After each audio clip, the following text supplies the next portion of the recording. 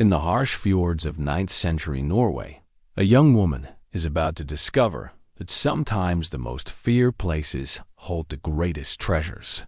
Yrsa is barely 20 when she accepts the job nobody else will take, serving in the stone hall of Jarl Eirik Ironhand, the most ruthless Viking lord on the northern coast. They call him cruel, a breaker of men who burns villages without mercy. The locals whisper that his hall is cursed, that no servant lasts more than a week before fleeing into the night. But Yrsa is orphaned and starving, and fear won't fill her empty belly. What she finds inside those cold stone walls isn't the monster of legend, but a haunted man carrying the weight of war and betrayal. Could it be that the most dangerous place in all the fjords might become her true home? Before we jump back in, tell us where you're tuning in from. And if this story touches you, make sure you're subscribed, because tomorrow I've saved something extra special for you. The morning mist clung to the rocky shores of Hardangerford like the breath of sleeping giants, and Yrsa pulled her threadbare cloak tighter against the autumn chill. Her worn leather satchel, the only inheritance from her mother besides memories of gentle hands and healing herbs, bounced against her hip as she walked the treacherous coastal path. Inside the weathered bag were her few possessions: a change of clothes, her mother's collection of dried plants wrapped in oilcloth, and a rusted iron key whose purpose had died with the woman who'd pressed it into her palm. "Promise me," her mother had whispered in those final fever-bright days. "Promise you'll be brave when the time comes. That key will open doors you cannot yet imagine."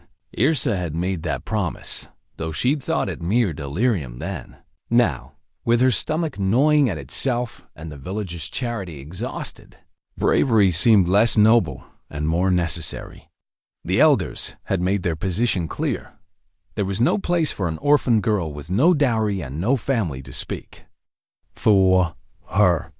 When old Magnus the fisherman had shuffled to her drafty hut with news of employment, she'd listened with the desperate attention of the drowning.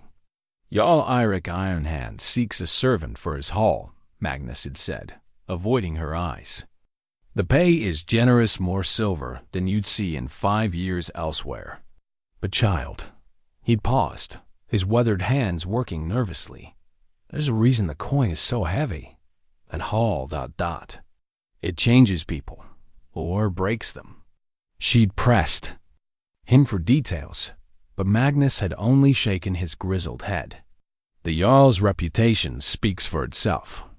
They say he's burned more villages than there are stars in winter's sky. They say his own men feared to look him in the eye, and the servants—" He trailed off, then gathered himself.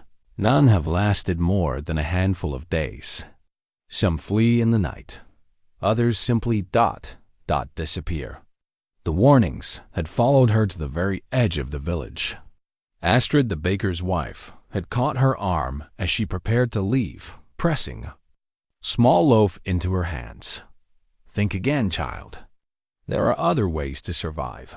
Harder ways, perhaps, but safer ones." But Yrsa had looked at the bread rough, dark grain that spoke of lean times even for the baker, and known there were no other ways. Not anymore. The fjord communities were struggling. The raids that had once brought wealth now brought retaliation. Trade was dangerous, harvests were poor, and winter approached with the inevitability of death itself. The path to Ironhand Hall wound through ancient forests where the trees grew so thick that midday felt like twilight. Yrsa had joined a group of traveling merchants for the first part of the journey, but as they drew closer to the Jarl's territory, their easy conversation had grown strained and then died altogether. One by one, they'd found reasons to turn back or take different routes, until she walked alone through valleys that seemed to swallow sound. She'd heard the stories, of course. Every child along the coast knew the tales of Eirik Ironhand.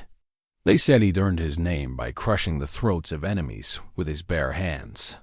They said his hall was built on cursed ground where no grass would grow. They said he'd lost his soul in the burning of Lindisfarne, and now carried winter in his heart, wherever he went. But they also said his coffers overflowed with silver and gold from a dozen conquests. They said he paid his debts and honored his word, even to enemies. And they said his hall, despite its fearsome reputation, had never fallen to siege or treachery, a fortress that had weathered every storm the northern seas could throw against it. As the day wore on and the shadows lengthened, Yrsa found herself thinking of her mother's stories. Sigrid had been a healer, welcomed in homes from the richest jarls to the poorest fishermen for her knowledge of herbs and her gentle touch with the sick. She taught Yrsa that fear and pain often wore the same face, that the most dangerous seeming creatures were sometimes the most wounded. "Look beyond the snarl," her mother had often said, while crushing willow bark for a headache remedy or mixing honey with herbs for a child's cough. Listen to what the heart is trying to say, not what the mouth chooses to speak. The advice had served Yrsa well in the village, where she'd often been called upon to tend minor hurts when her mother was away. But this felt different. This was Eirik Ironhand, not some cranky fisherman with a splinter in his thumb. When the forest finally opened into a wide valley, Yrsa's breath caught in her throat. The hall rose before her like a mountain of stone and timber, its walls scarred black in places as if from old fires. It sat on a rise overlooking the fjord, its towers reaching toward a sky the color of old pewter. She could see why enemies feared to approach it. The only path up was narrow and winding, easily defended by a handful of determined warriors. But what struck her most was the silence. No smoke rose from the cooking fires. No sounds of daily life, no laughter, no shouting, no barking dogs or clucking chickens drifted down from the great hall. It was as if the place held its breath, waiting for something that might never come. The gates stood open, which seemed strange for a fortress, but two guards flanked the entrance like statues carved from granite. They watched her approach with eyes that revealed nothing, their hands resting casually on sword hilts. Neither spoke as she drew near, but one, a grizzled man with arms thick as ship's masts, finally broke the silence. "You'd be the girl Magnus sent word about," he said. His voice carried the weight of years and battles. "I'm Ragnar. This is Born." He nodded toward his companion, a younger man whose face bore the ritual scars of a proven warrior. "You're sure about this girl? It's not too late to turn back." Yrsa lifted her chin, feeling the key's weight in her satchel like an anchor. "I'm sure." Ragnar studied her for a long moment, then shrugged. "Astrid will show you the rules. Follow them exactly. Speak only when spoken to, and you might last longer than the others." The courtyard beyond the gates was vast and eerily clean, as if scrubbed daily to remove all traces of normal life. The buildings that surrounded it were well maintained, but somehow felt empty, like a stage set waiting for actors who would never arrive. A few servants moved quietly about their tasks, but they kept their eyes down and seemed to glide rather than walk, as if afraid their footsteps might wake something better. Left sleeping, an older woman emerged from what appeared to be the kitchen building, wiping her hands on a spotless apron. She had kind eyes set in a face that had seen too much, and her graying hair was bound back in a practical braid. This had to be Astrid. "So you're the new girl," she said, looking Yrsa up and down with the practiced eye of someone who'd learned to assess people quickly. "I'm the head of kitchen staff, which makes me the closest thing to a friend you'll have in this place. Come, let me show you where you'll sleep and explain how things work here." As they walked toward a smaller building that housed the servants' quarters, Astrid spoke in low, urgent tones. "The most important thing to remember is this. The Jarl value silence above almost everything else. No singing, no whistling, no unnecessary chatter. Meals are served at precise times, and if you're late, you go hungry. Clean everything twice, once for cleanliness, once for perfection. And if you encounter the Jarl himself—" She paused, her step faltering slightly. Be respectful but not cowering. He despises weakness, but he also despises those who try too hard to please. It's a narrow path to walk. The servants' quarters were Spartan but clean, with a small room that would be Yrsa's own. It contained a narrow bed, a wooden chest for belongings, and a tiny window that looked out over the fjord. Astrid provided her with the servants' clothing, simple dress of undyed wool and a white head covering. You'll start in the kitchens tomorrow before dawn, Astrid continued. Learn the routines first, then we'll see about other duties. And Yrsa, she used her name for the first time, her voice gentling slightly. Whatever you've heard about this place, about the Jarl, try to put it aside. The truth is often more complicated than the stories. That evening, as Yrsa lay on her narrow bed listening to the distant sound of waves against stone, she thought about her mother's key and wondered what doors it might open in this strange, silent fortress. Outside her window, she could see lights in the great hall's windows, warm and golden, but somehow lonely, like the last stars before dawn.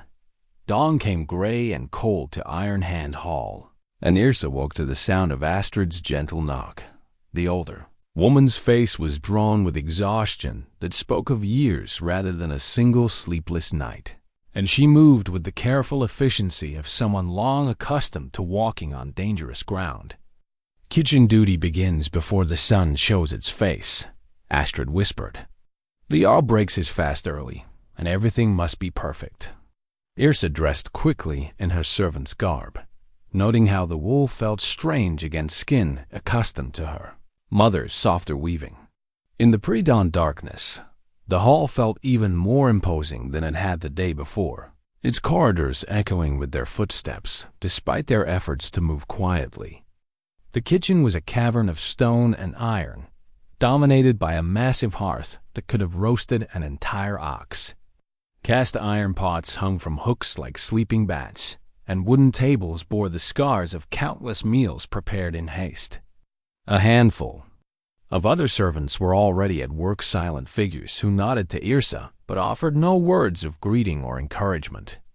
You'll tend the fires first, Astrid instructed, pressing an armload of seasoned wood into Yrsa's arms. Keep them burning. Steady, not too hot, not too cool.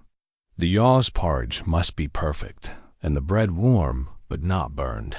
As Yrsa worked to coax flames from yesterday's embers, she observed the kitchen's rhythm. It was like a dance performed by mute partners, each person moving through their tasks with practiced precision. No one spoke unless absolutely necessary, and when they did, their voices were barely above whispers. Even the clink of pottery and the scrape of knives seemed muffled, as if the very stones absorbed sound. The other servants glanced at her periodically with expressions that mixed curiosity with something that might have been pity. One, a boy who couldn't have been more than 15, shook his head when he thought she wasn't looking, as if he'd already marked her as another casualty in this place's strange war of attrition. When the porridge was ready and the bread pulled, warm from the ovens, Astrid arranged everything on a tray with movements that bordered on ritual. The wooden bowl she selected was carved from a single piece of oak, its surface polished smooth by countless hands. She placed it carefully in the center of the tray, flanked by a horn cup and a small pot of honey. You'll carry this to the great hall, she told Yrsa, and the kitchen seemed to hold its breath. Place it on the high table, bow once, and leave. Do not speak unless he addresses you directly. Do not look at him unless he commands it. And whenever you do, do not show fear. Yrsa lifted the tray, surprised by how heavy it felt despite its simple contents. The weight seemed to come not from the food, but from the significance of the moment. This would be her first encounter with the man whose reputation had emptied villages and sent seasoned warriors fleeing into the night.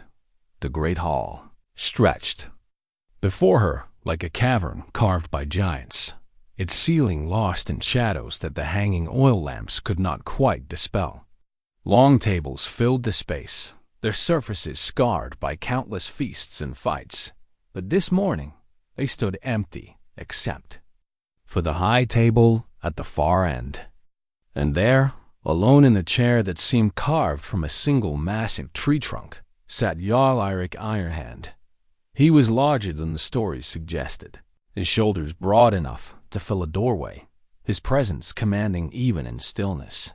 His hair fell to his shoulders in dark waves shot through with premature silver, and his beard was braided with small iron rings that caught the lamplight. But it was his eyes that stopped Yrsa in her tracks, not the cold, dead gaze she'd expected, but something deeper and more troubling. Pain, perhaps, or exhaustion that went beyond physical weariness. On his right arm, he wore a silver band that had clearly seen better days. The metal was dented and blackened in places, as if it had been through fire and battle, and Yrsa caught herself wondering about the story it might tell. Everything about the man spoke of contradiction, wealth displayed alongside damage, power, shadowed by something that might have been regret. She approached the high table with measured steps, her soft shoes making no sound on the stone floor. The silence in the hall was absolute, broken only by the distant crackle of the great hearth and the whisper of wind through the high windows. When she reached the table, she set the tray down carefully and prepared to bow and retreat as instructed. Stop. The word cut through the silence like a blade, and Yrsa froze with her head half lowered. The Jarl's voice was deep and rough, as if he didn't use it often. Look at me. Against every instinct and Astrid's explicit instructions, Yrsa raised her eyes to meet his. Up close, she could see the lines that pain and time had carved around. His eyes, the way his massive hands bore scars from countless battles. But more than that, she could see something in his expression that the stories had never mentioned. Uncertainty, as if he himself didn't quite know what he expected from this encounter. You're the girl Magnus sent, he said. It wasn't a question. But Yrsa nodded anyway. They tell me you're an orphan. No family to mourn you if you ... disappear. The words were clearly meant to frighten her, but something in his delivery, a slight hesitation, perhaps, or the way his eyes never quite left her face, suggested they frightened him as well. Yrsa found herself thinking of her mother's words, about listening to what the heart tried to say rather than what the mouth chose to speak. I have no family, she replied quietly, but I had a mother who taught me that being alone doesn't mean being weak. Something flickered across the Jarl's features, surprise, perhaps, or recognition. He leaned back in his chair, studying her with the intensity of a hunter tracking prey. The others who came before you, they were afraid, properly afraid. You should be afraid too. I am afraid, Yrsa said simply. But my mother also taught me that fear shared is fear diminished. Perhaps you carry enough for both of us. The silence that followed stretched so long that Yrsa began to wonder if she'd made a fatal mistake.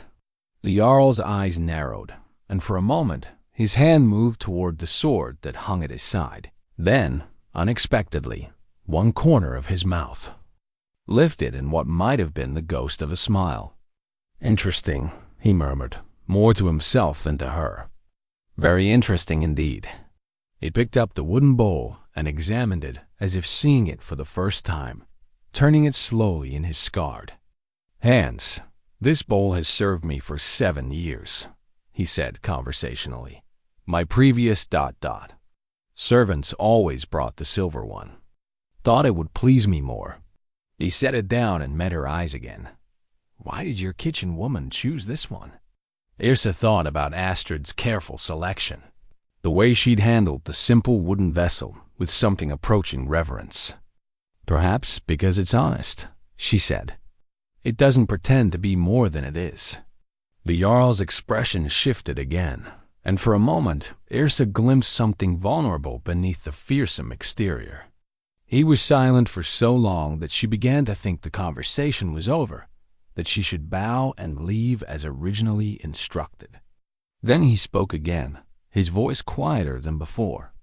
Tell me, Girl with no family, what do you know of honesty? In a place built on reputation? The question hung in the air between them like a challenge. Yrsa thought of all the warnings she'd received, all the stories of his cruelty, and the servants who'd fled or disappeared. But looking at him now, she saw not a monster, but a man carrying burdens too heavy for any one person to bear. I know that sometimes the heaviest armor is the kind others forge for us, she said. And I know that even the strongest walls can become prisons if we forget how to open the doors. For the first time since she'd entered the hall, Jarl Eirik Ironhand looked genuinely surprised. He stared at her for a long moment, then began to eat his porridge with slow, deliberate movements. When he finished, he set down the spoon and fixed her with that intense gaze once more. "What's your name?" "Yrsa, my lord." "Yrsa." He repeated it as if testing the sound. "You may go, Yrsa, but you will bring my meals from now on. And next time," he paused, something almost like humor flickering in his dark eyes. "Next time, we'll see if your honesty survives a longer conversation." As Yrsa bowed and retreated from the hall, she was acutely aware of his eyes following her every step. But rather than feeling threatened, she found herself oddly hopeful. Whatever darkness haunted this place, whatever pain drove the man who ruled it, she sensed that beneath the fearsome reputation lay someone who desperately needed what her mother had taught her to offer, the simple gift of seeing past the surface to the wounded soul beneath. The kitchen erupted in whispered questions when she returned, but Astrid's knowing look suggested the older woman had expected something like this. As Yrsa settled into the day's routine, she carried with her the memory of that moment when the Jarl's guard had dropped, when she'd glimpsed the man behind the legend. She thought of her mother's rusted key and wondered if perhaps she'd found the first door it was meant to open. The days following her first encounter with the Jarl settled into a rhythm that felt both familiar and strange. Each morning, Yrsa would rise before dawn to help prepare his meal, then carry it to the great hall where he waited in solitary silence. Their exchanges were brief, sometimes no more than a nod of acknowledgement, but she began to notice small details that others seemed to miss. The way his eyes followed the morning light as it crept across the stone floor. How his scarred hands always touched that damaged silver arm ring when he thought no one was watching. The careful way he arranged his eating utensils, as if order in small things could impose control on larger chaos. And most telling of all, the weariness that seemed to weigh him down like armor he could never remove. On her fourth day, Astrid presented her with a carved wooden bowl of her own, smaller than the Jarl's, but crafted with the same simple elegance. "You've earned this," the older woman said quietly. "In this hall, possessions are privileges, not rights. The fact that you're still here to receive it, well, that's something." Yrsa ran her fingers over the smooth wood, feeling the slight imperfections that spoke of human hands rather than cold precision. It was her first real possession since leaving the village, and holding it gave her an unexpected sense of belonging. "How long have you been here, Astrid?"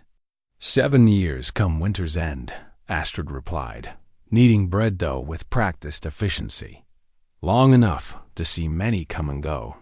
Long enough to learn that survival here requires more than just following orders." "What happened to the others? The servants who left?" Astrid's hand stilled for a moment. "Most fled in the night, convinced they'd seen something in the Jarl's eyes that promised violence. Others simply ... couldn't bear the silence. This isn't a place for those who need constant chatter or easy companionship, but those who left alive left whole, whatever the stories might say." The distinction was significant, and Yrsa understood the unspoken message. Whatever else Eirik Ironhand might be, he was not the casual murderer of innocence that reputation painted him. This knowledge settled into her bones, alongside the growing certainty that the truth of this place was far more complex than anyone outside its walls imagined. That afternoon, while helping Astrid inventory the stores, Yrsa met Ragnar, properly for the first time. The grizzled warrior had come to the kitchens to discuss the evening meal preparations, and she was struck by how different he seemed away from his post at the gates. Here, surrounded by the comfortable chaos of cooking, his harsh features softened, and his voice carried genuine warmth when he spoke to Astrid. "The men are growing restless," he told the kitchen woman, accepting a cup of small beer with a grateful nod. "It's been nearly a month since the last training exercises, and idle hands lead to trouble. But the Jarl ... He shrugged expressively.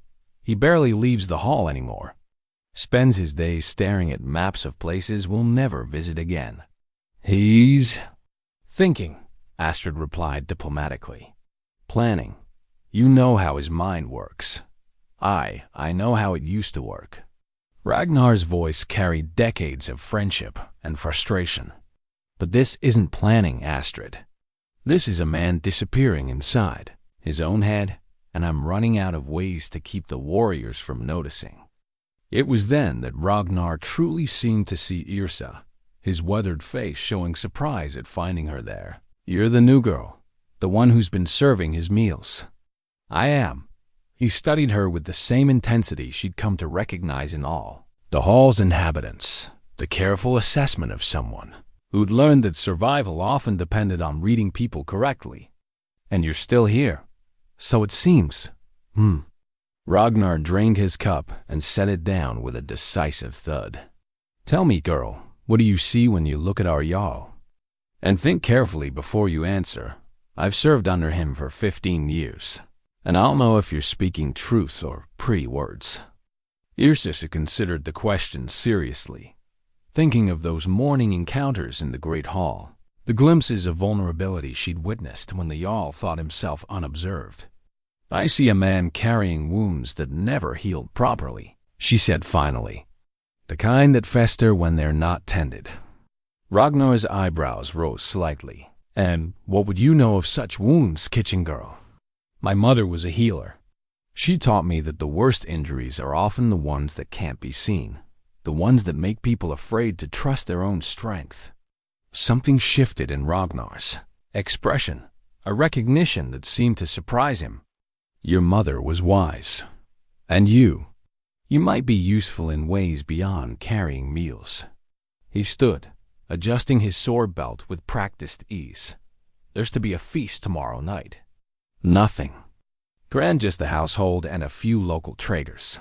But it's been months since the Jarl agreed to host anything, and the men need to see him acting like a proper lord again." After he left, Astrid continued her work in thoughtful silence until Yrsa finally asked what she was thinking. "Ragnar's right about the Jarl," the older woman said slowly. "He's withdrawing more each day, and it worries those of us who've served him longest." There was a time when this hall rang with laughter and music, when men came from distant lands just to feast at his table and hear his stories. Now, she gestured at the oppressive quiet that seemed to press against the very stones. "Now we live like ghosts haunting our own hall." That evening, as Yrsa made her way to her small chamber, she passed through corridors she hadn't explored before. The hall was vast, with wings and passages that seemed to stretch in all directions, and she found herself drawn to investigate, despite the lateness of the hour. Most of the passages were dark and unused, but one showed signs of recent occupation, a study or private chamber, where lamplight flickered behind a partially open door. She approached cautiously, not intending to spy, but curious about this glimpse into the Jarl's private world.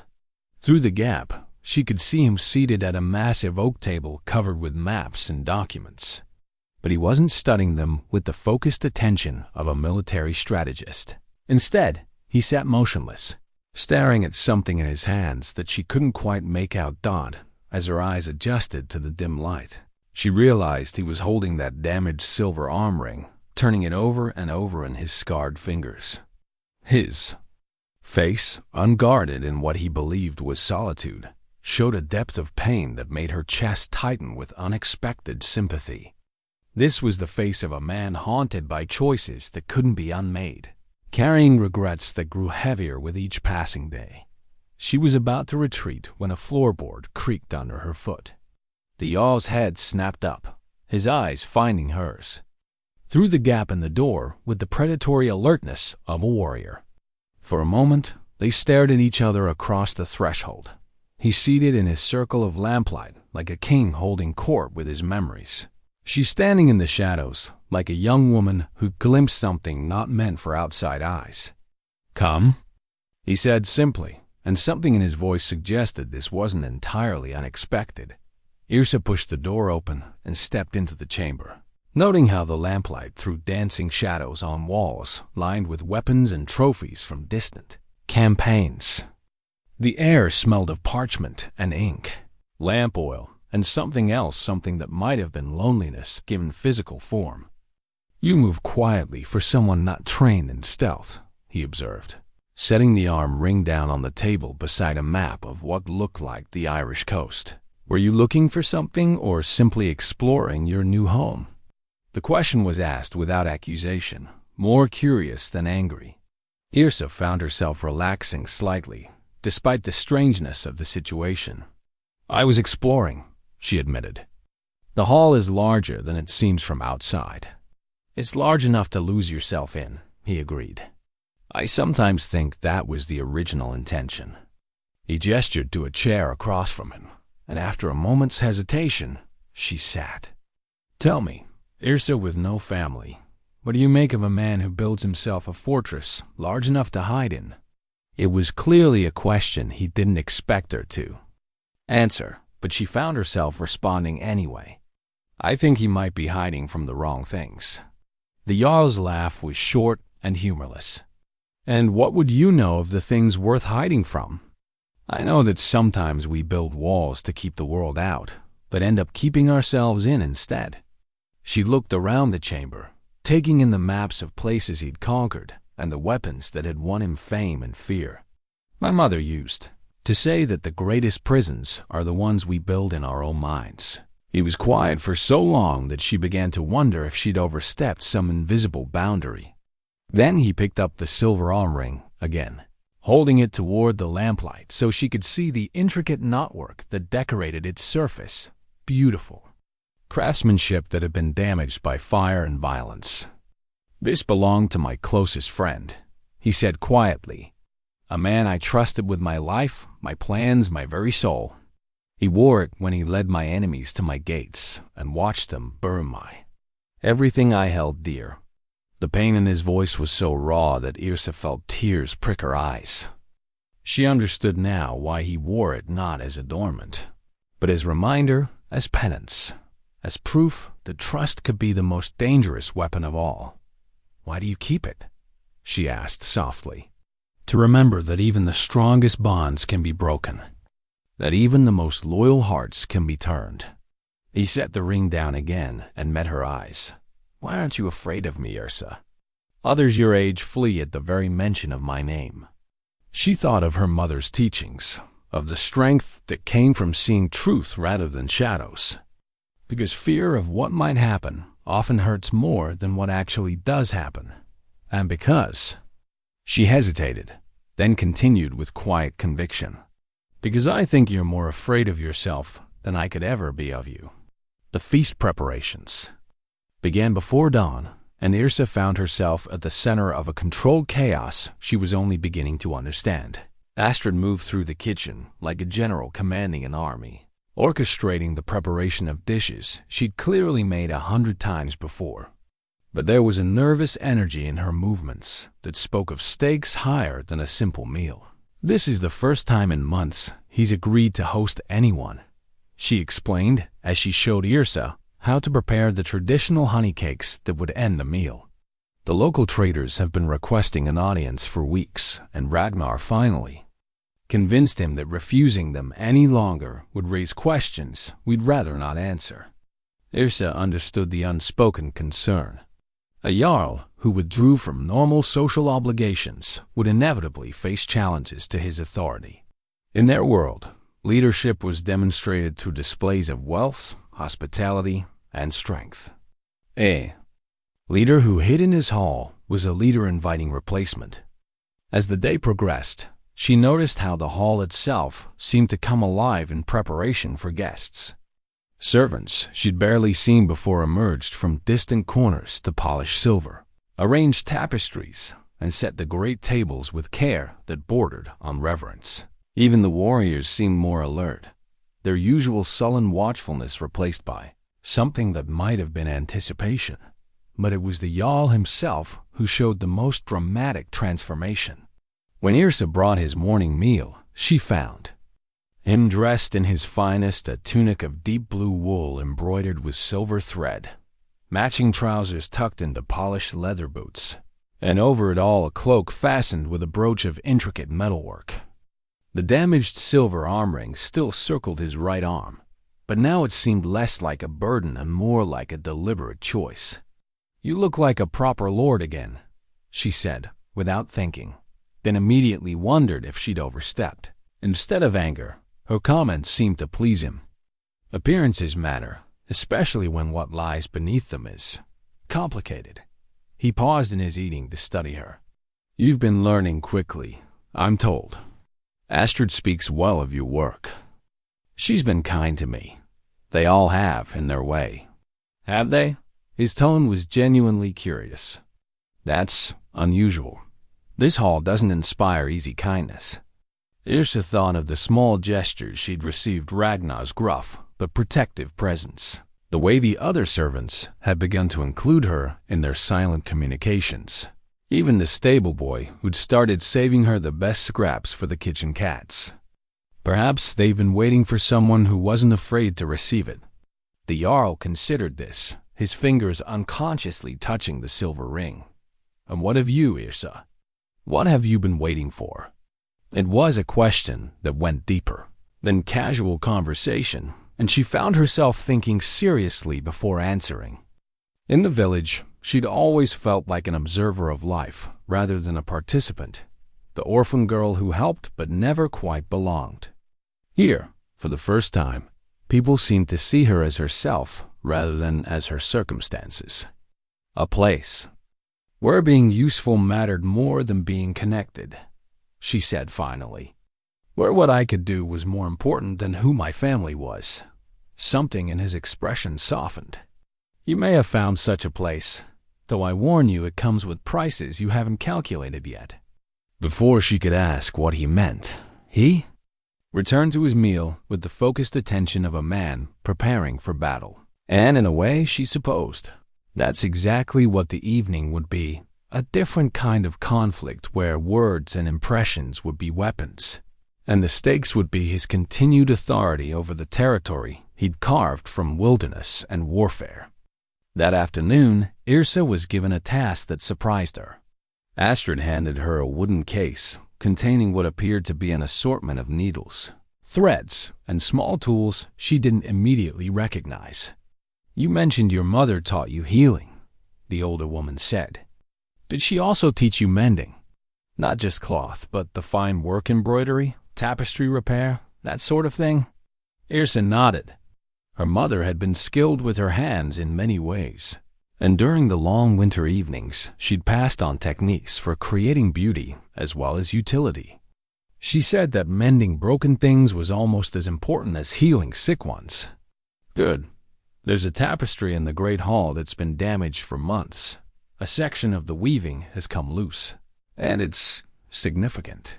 The Jarl hasn't allowed anyone to attempt repairs, but with guests coming." She trailed off, then met Yrsa's eyes directly. "He asked for you specifically." The Great Hall looked different in the afternoon light, less imposing and more melancholy.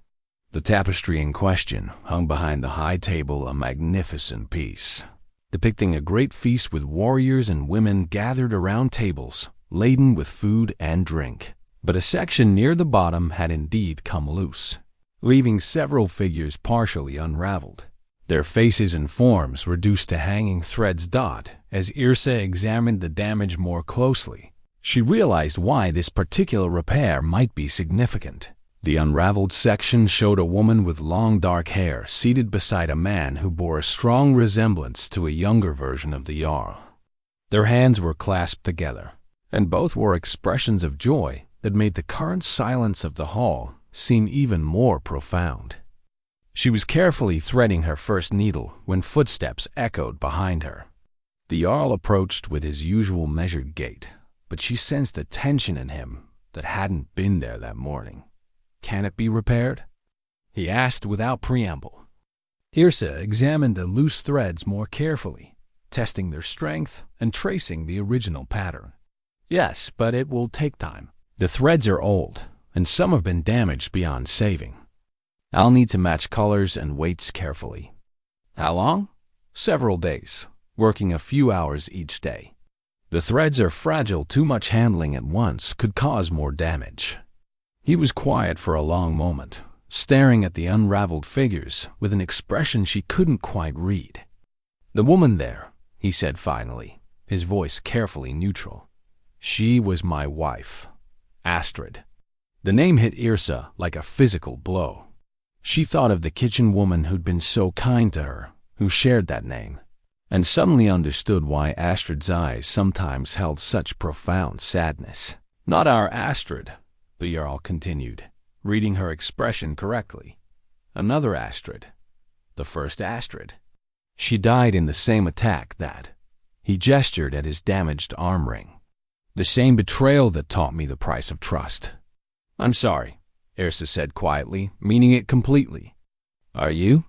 "Most would say she died because I was careless with power, reckless with the lives entrusted to me." His voice carried a bitterness that spoke of years of self-recrimination. Perhaps they would be right. Yrsa continued working as she spoke, her hands steady even as her heart raced. "My mother used to say that guilt was like an infection. If you don't clean it properly, it spreads and poisons everything around it. And how does one clean such an infection? By remembering that honoring the dead doesn't require punishing the living, including yourself." She felt rather than saw his sharp look, but she kept her attention on the delicate work of separating damaged threads from salvageable ones.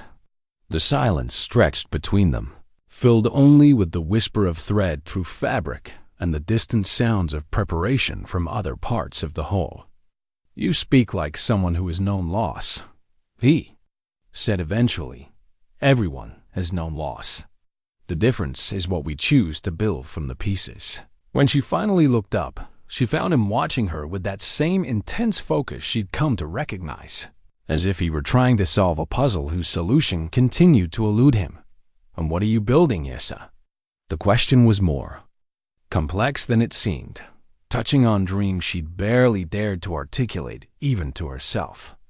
In the village, she'd been building nothing, merely surviving from day to day with no real hope of change or growth. Here, surrounded by broken people in a damaged place, she found herself imagining something different. A place where healing is possible, she said finally, for everyone. Even for those who believe they're beyond healing, especially for them. The bell that announced the evening meal chose that moment to ring, its bronze voice echoing through the hall with ceremonial authority.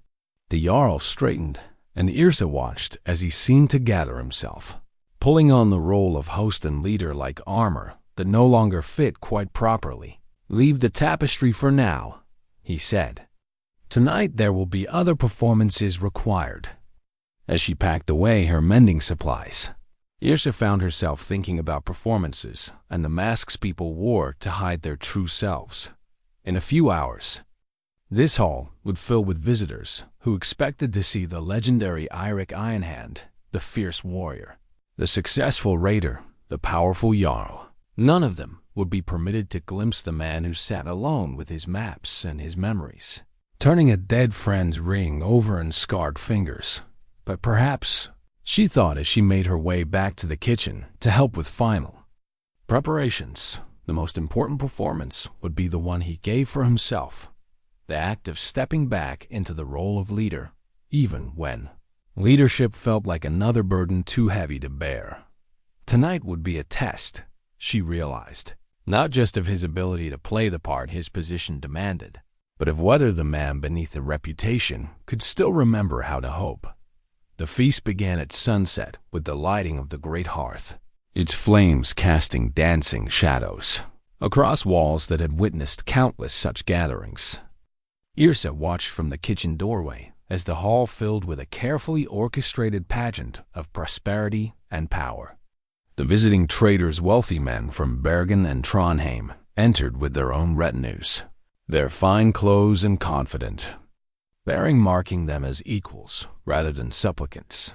But it was the transformation of the hall's regular inhabitants that struck her most profoundly. Warriors who spent their days in brooding silence now laughed and told stories, their voices carrying the easy camaraderie of men who had faced death together and lived to celebrate survival.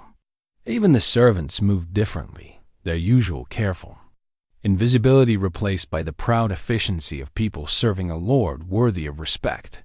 And at the center of it all sat Jarl Eirik Ironhand, playing his role with a skill that would have been impressive if it weren't so clearly painful to maintain.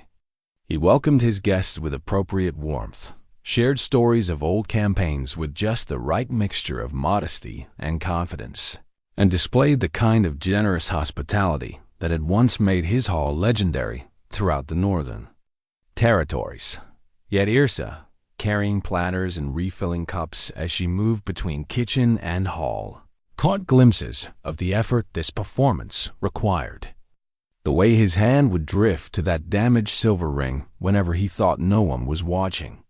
The slight pause before each laugh, as if he had to remember how the sound was supposed to come naturally. The careful way he positioned himself, so that no guest could approach from his blind side, a precaution born from betrayal that had become as automatic as breathing. "He's doing well," Ragnar murmured as she passed him on one of her trips through the hall. The old warrior stood in the shadows near the wall, positioned where he could watch both the Jarl and the entrances with equal attention. "Better than I'd hoped, considering." Considering what? How long it's been since he's had to pretend that. Ruling brings him joy instead of just duty. The observation stayed with her as the evening progressed. During a lull in her duties, she found herself studying the great battle-scarred shield that hung on the wall behind the high table.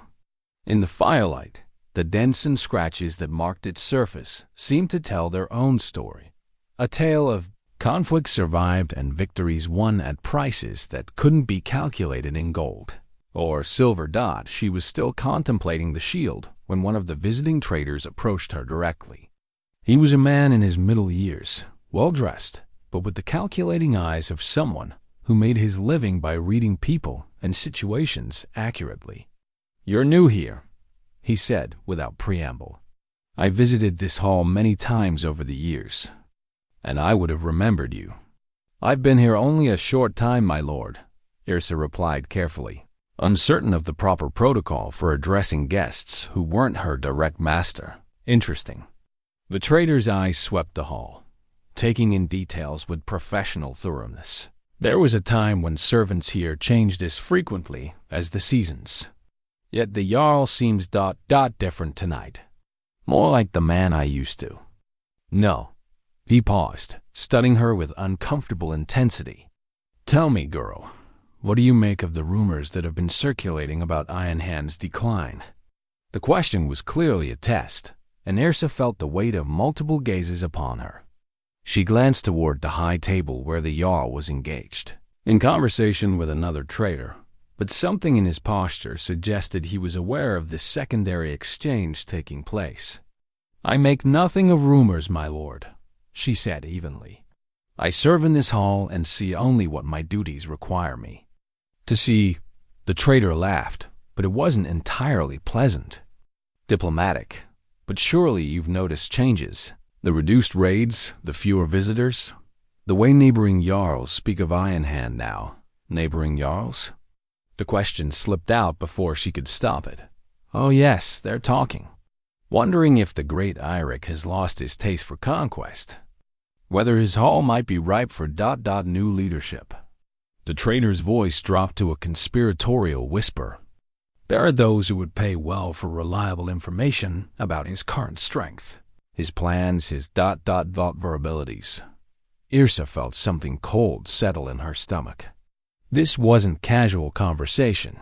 It was recruitment, an attempt to turn her into a source of intelligence for potential enemies. She thought of the Jarl's careful positioning, his constant awareness of threats, and realized that his paranoia might not be as unfounded as she'd hoped. "I'm afraid you've mistaken me for someone with access to such information," she said, keeping her voice steady despite her racing heart. "I carry meals and 10 fires, nothing more." The traitor studied her for another long moment, then shrugged. "Of course. A pity, though. Good information is always valuable, and a young woman in your position, well, let's say opportunities for advancement are rare. If you should ever reconsider, Yrsa." The Jarl's voice cut across the traitor's words like a blade through silk. Both she and the traitor turned to find him approaching, his expression pleasant but his eyes holding a warning that made the temperature in the immediate area seem to drop. "I believe our guests need their cups refilled." "Of course, my lord." She bowed and moved away quickly, but not before catching the look that passed between the Jarl and the traitor, a moment of understanding that confirmed her suspicions about the nature of the conversation she'd just endured. The rest of the evening passed in heightened tension disguised as festivity.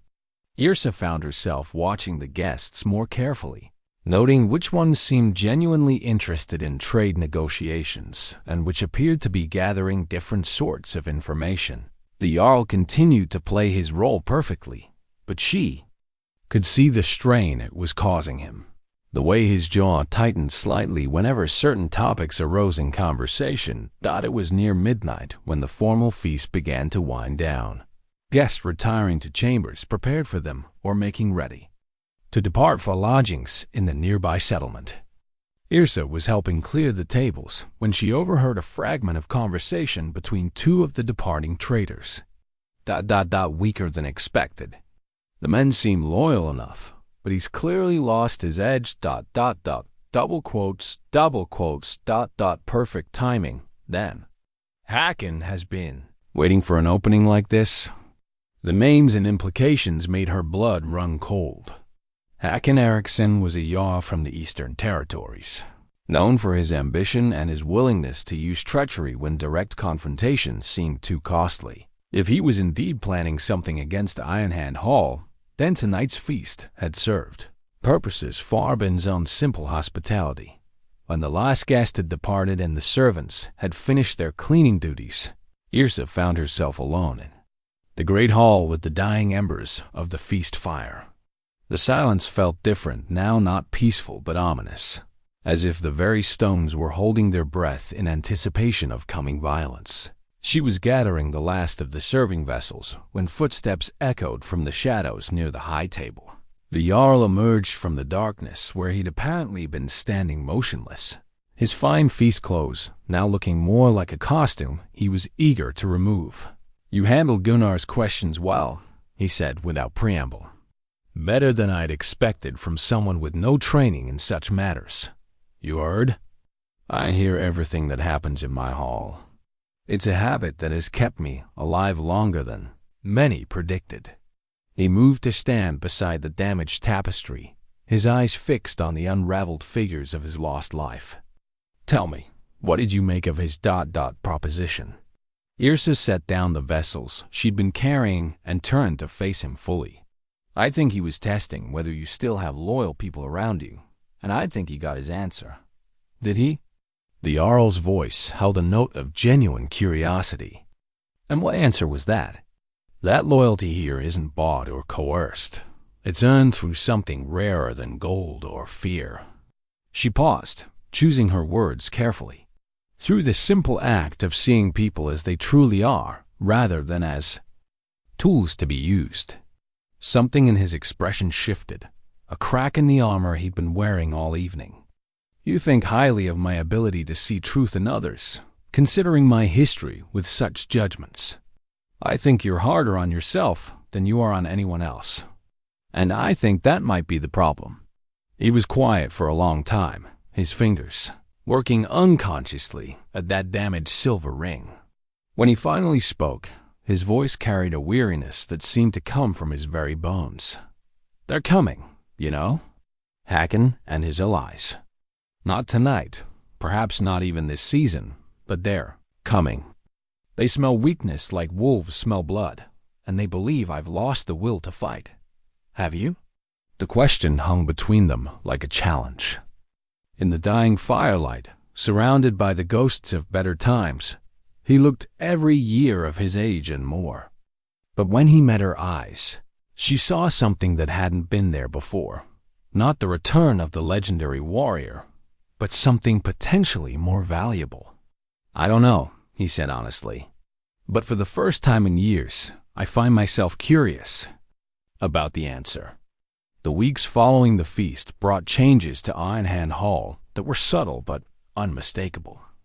Where once the daily routines had proceeded in oppressive silence, now there were moments of quiet conversation, brief exchanges that spoke of a household slowly remembering how to breathe. The transformation wasn't dramatic, no sudden bursts of laughter or music, but rather like watching ice thaw at winter's end, imperceptible from moment to moment, but undeniable over time. Yrsa found herself at the center of many of these small changes, though she hadn't consciously sought such a role.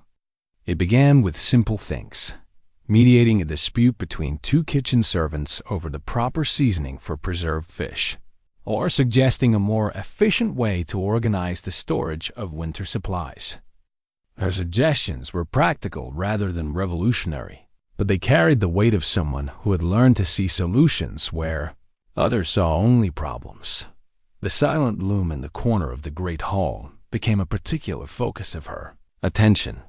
During her daily work on the damaged tapestry, a process that required patience and delicate touch, she had discovered that the loom itself was in perfect condition, merely abandoned. The frame was carved from seasoned oak, the mechanism smooth and well-maintained, but it sat unused like a musical instrument waiting for hands that remembered how to coax beauty from its potential. It belonged to the first Astrid, the kitchen woman explained when Yrsa asked about it. She was gifted with such work, could weave patterns that seemed to capture light itself. After she died, no one had the heart to use it. But Yrsa saw something different in the unused loom. Where others saw a monument to loss, she saw an opportunity to honor memory through creation rather than abandonment. With characteristic directness, she approached the Jarl about her idea during one of their morning conversations. "The loom in the great hall," she began, setting down his breakfast with the careful attention that had become routine between them. "Would you object if I put it to use?"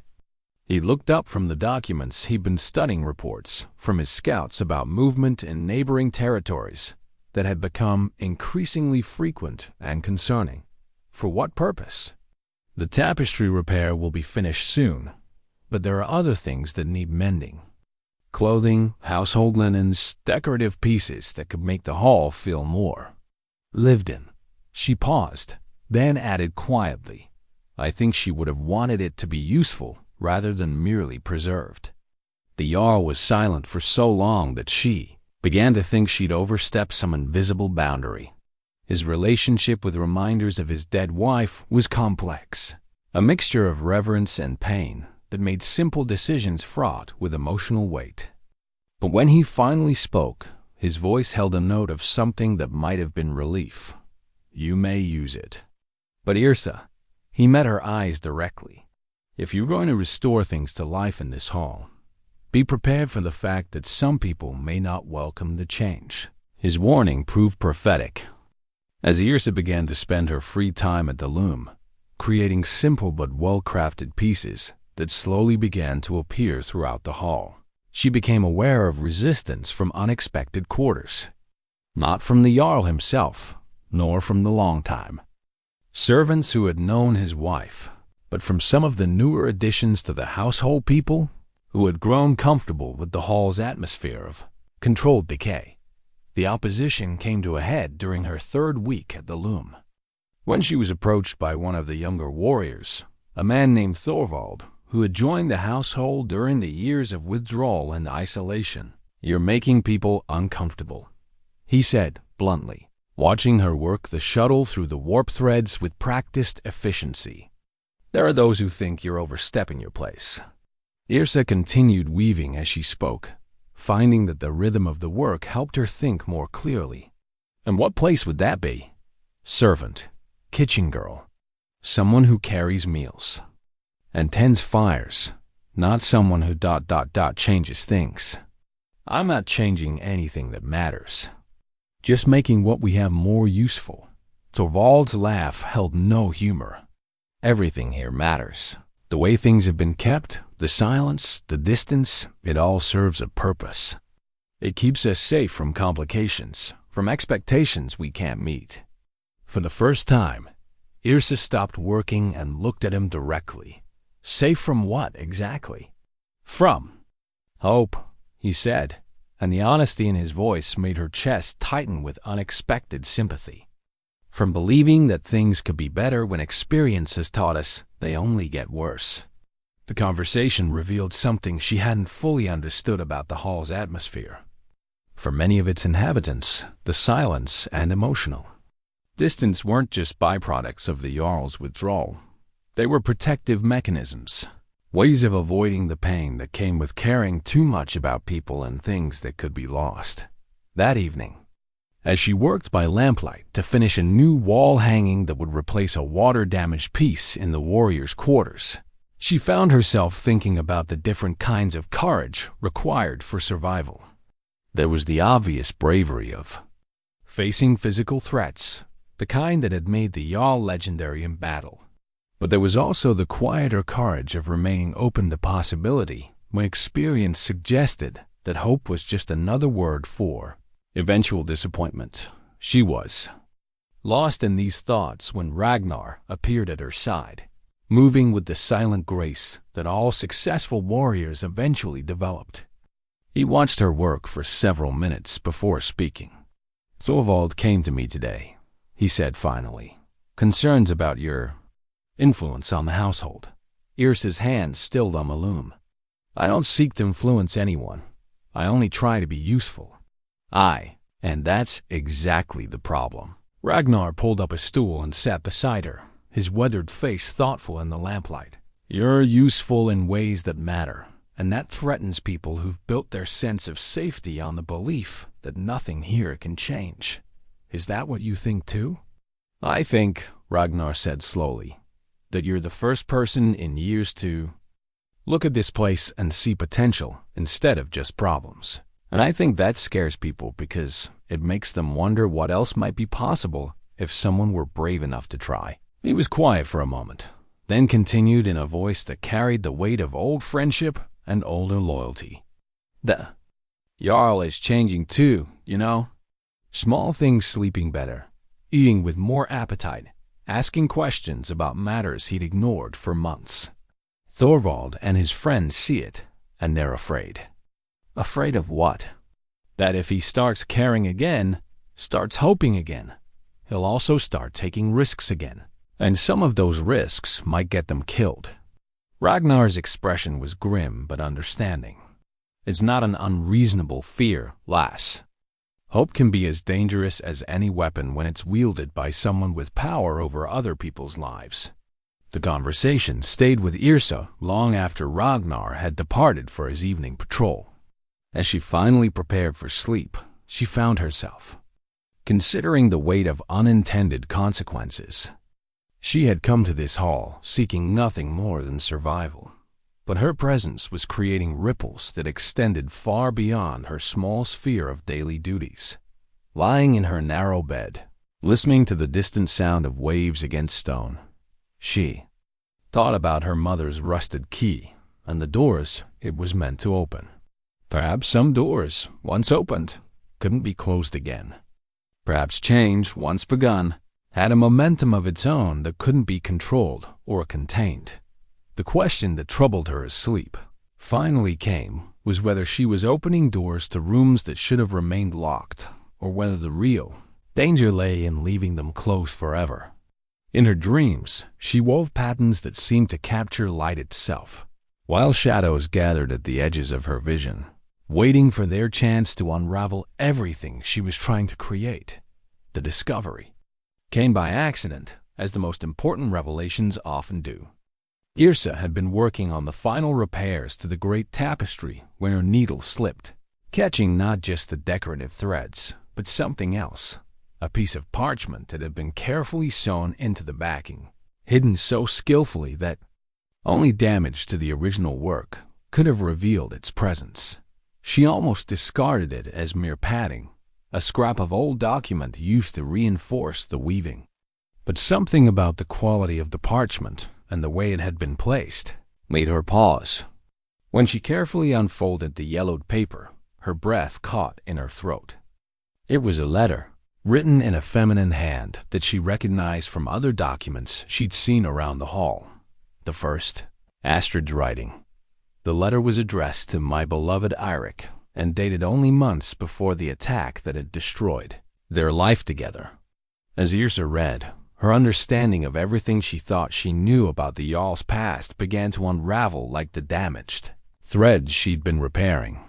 "My darling," the letter began, "I write this knowing that you may never read it, but needing to put these words somewhere before I lose the courage to speak them aloud. I have discovered something about Magnus that breaks my heart to know, but which you must understand before it destroys us all." Magnus, the same Magnus who had arranged for Yrsa's employment, the fisherman she'd trusted with her desperate need for work.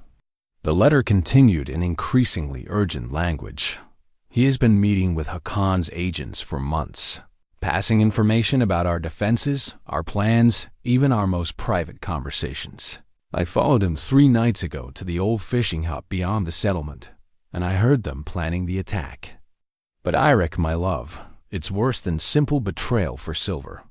They have convinced him that you have become too dangerous, that your raids bring too much attention from the Christian kings, that our people would be safer under Hakon's protection." Yrsa's hands trembled as she read the next section, understanding beginning to dawn like cold sunrise over a battlefield. "Magnus truly believes he is saving our people from your recklessness. He has convinced himself that betraying you is an act of courage rather than treachery. And the most terrible part is that he plans to frame Born for the betrayal, using Born's friendship with you to make the deception complete. By the time you read this, if you ever do, the attack will be only days away, and I fear it may be too late to save anyone." The letter ended with words that made Yrsa's heart ache for the woman who had written them and the man who had never received them. "I love you beyond reason and beyond fear, but I am terrified that my discovery comes too late to matter. If something happens to me before I can tell you this directly, know that Bjorn is innocent of all charges against him. The real betrayer hides behind concern for our welfare, and his treachery cuts deeper because it springs from genuine conviction, rather than simple greed. Trust carefully, my beloved, but do not stop trusting altogether. Our people need a leader who remembers that strength and compassion are not opposites but partners." The letter was signed simply, "Your devoted Astrid," followed by a postscript that made everything clear. "I have hidden this letter where only damage to our life together could reveal it. If you are reading this, then the damage has been done, but perhaps understanding can still serve healing." Yrsa sat in stunned silence, the letter shaking in her hands as the implications crashed over her like winter waves. The Jarl's closest friend, Bjorn, had been innocent. The silver arm ring he wore, as reminder of betrayal, belonged to a man who had died for crimes he hadn't committed, while the real betrayer had not only escaped justice, but had lived to arrange Yrsa's own arrival. At the hall, Magnus had sent her here. Magnus, who had known about the generous pay and the strange working conditions. Magnus, who had seemed reluctant to give details about why servants didn't last long.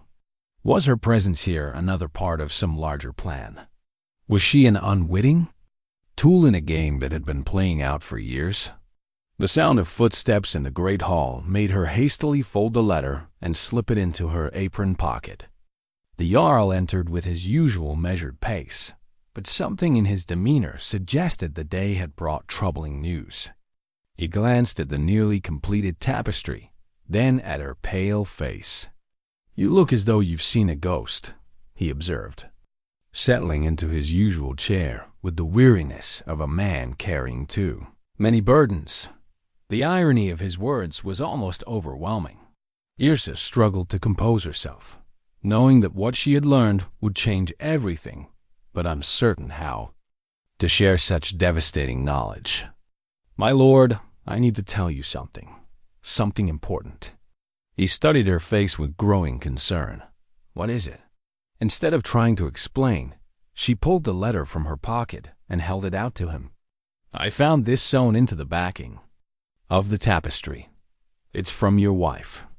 The effect of her words was immediate and profound. Color drained from his face as he recognized the handwriting, and his hands trembled slightly as he took the yellowed parchment. Yrsa watched his eyes move across the lines, seeing his expression shift from confusion to understanding to a pain so deep it was almost unbearable to witness. When he finished reading, he sat in absolute silence for what felt like hours. The letter lay in his lap like a physical weight, and his fingers moved unconsciously to the silver arm ring. Bjorn's ring that he had worn as penance for trusting the wrong person. "All these years," he said finally, his voice barely above a whisper, "all these years I've carried his ring, believing I killed my best friend through poor judgment. All these years I've punished myself for trusting the wrong man, when I was punishing myself for trusting the right one." The raw anguish in his voice made Yrsa's heart break for him. She had thought she understood his pain, but this revelation showed her that everything she had believed about his guilt and isolation had been built on a foundation of terrible misunderstanding. "Bjorn died defending the hall," he continued, his voice growing stronger but no less pained. "Died fighting beside me against attackers he thought were strangers, never knowing that his own neighbors had betrayed us. And I've spent 7 years believing he was one of the betrayers, honoring his memory with suspicion rather than grief." "The attack," Yrsa said carefully. "Your wife, what happened to her?" His laugh was bitter and broken. "She was killed trying to reach me with information. That could have saved us all. I thought she had simply been caught in the fighting, an innocent victim of violence that could have been prevented if I'd been more careful about who I trusted. But she was trying to warn me, trying to save everyone, and I never knew." The pieces of the puzzle were falling into place with horrible clarity. Magnus had orchestrated not just a military betrayal, but an emotional one, ensuring that even if Eirik survived the attack, he would be destroyed by guilt and mistrust. The real victory hadn't been in the burning of buildings or the theft of treasure. It had been in the destruction of a man's ability to trust himself or others. "Magnus," the Jarl said, and the name carried the weight of years of misdirected hatred. "That old fisherman who arranged your employment here. He's been living in our community all this time, watching me destroy myself with guilt over crimes that were his, not mine. What will you do?" Yrsa asked quietly. He was silent for a long time, his fingers still working at Bjorn's ring. When he finally spoke, his voice carried a quality she had never heard before, not the exhausted resignation of recent months, nor the cold fury she might have expected, but something that sounded almost like relief. "I'm going to remember who I used to be," he said, "and then I'm going to decide who I want to become." He stood then, moving to the wall where his damaged shield hung like a monument to battles fought and prices paid. For the first time since she'd known him, he touched it deliberately, his scarred fingers tracing the dents and scratches that marked its surface. "This shield," he said without turning around, "has protected me through dozens of battles. But I've been carrying wounds that no shield could deflect, fighting enemies that existed only in my own mind." He turned back to face her, and she saw something in his eyes that transformed his entire appearance. "You've given me back my friend's memory, Yrsa, and perhaps, in doing so, you've given me back myself." The transformation wasn't sudden or dramatic, but it was unmistakable. The man who had entered the hall burdened by false guilt was beginning to remember what it felt like to stand straight, to meet challenges with confidence rather than resignation. And Yrsa, watching this resurrection of spirit, finally understood what her mother's key had been meant to unlock.